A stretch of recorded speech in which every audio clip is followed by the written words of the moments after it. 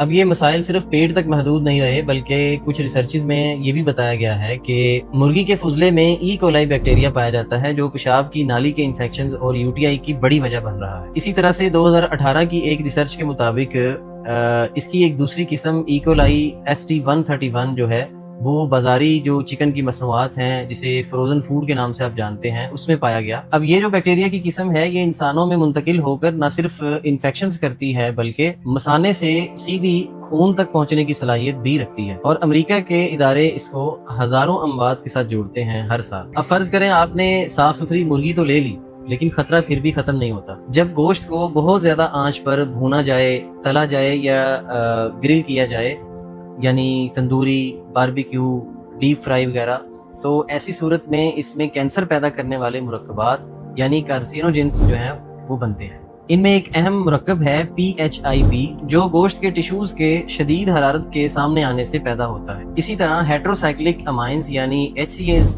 مرکبات بھی بنتے ہیں، جنہیں براہ راست کینسر کے بڑھتے ہوئے خطرے سے جوڑا گیا ہے۔ اب دنیا میں بہت کچھ بدل رہا ہے، لوگ فطرت کی طرف آ رہے ہیں اور قدرتی دواؤں اور غذاؤں کی طرف ایک رجحان شروع ہو رہا ہے۔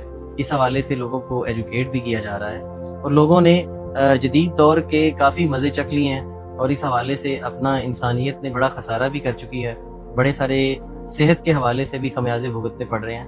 اب دنیا واپسی کی طرف رخ موڑ چکی ہے۔ اس میں سب سے بڑی تبدیلی یہ ہے کہ دنیا میں سست رفتار سے بڑھنے والی جو مرغیاں ہیں، ان کی نسلیں یعنی سلو گروئنگ بریڈ جو ہے اس کی طرف دنیا بڑھ رہی ہے۔ بہت سی تحقیقات نے یہ ثابت کیا ہے کہ سست رفتار سے بڑھنے والی جو مرغیاں ہوتی ہیں وہ برائلر کے مقابلے میں بہت زیادہ صحت مند اور مثبت رویے رکھتی ہیں، اور اسی بنیاد پر یورپ میں بیٹر چکن کمٹمنٹ اور یورپین چکن کمٹمنٹ کے نام سے مختلف قسم کے معاہدے سامنے آ رہے ہیں۔ اس کی آپ ریسرچ بھی کر سکتے ہیں۔ بہت سارے برانڈز کے ساتھ بھی یہ معاہدے کیے جا رہے ہیں کہ آپ سلو گروئنگ بریڈز کا یوز کریں۔ اب میرا سوال ان نیوٹریشنسٹ اور ڈائٹیشنسٹ سے ہے جو اس برائلر چکن کے بڑے فضائل بیان کرتے ہیں۔ اب اگر پولٹری کا موجودہ جو نظام ہے وہ اتنا ہی غیر مضر اور فائدہ مند ہے، تو پھر کیوں دنیا میں اشرافیہ جو ہے وہ سست رفتار سے بڑھنے والی مرغی کی نسلوں کی طرف غور کر رہے ہیں اور اس کو اہمیت دے رہے ہیں؟ اس کا جواب ضرور دینا چاہیے انہیں۔ تو اب آپ بھی سمجھ جائیں کہ اس کے پیچھے کوئی گیم تو ضرور ہے، اور میں یہ سمجھتا ہوں کہ انسان کو کم کھا لینا چاہیے،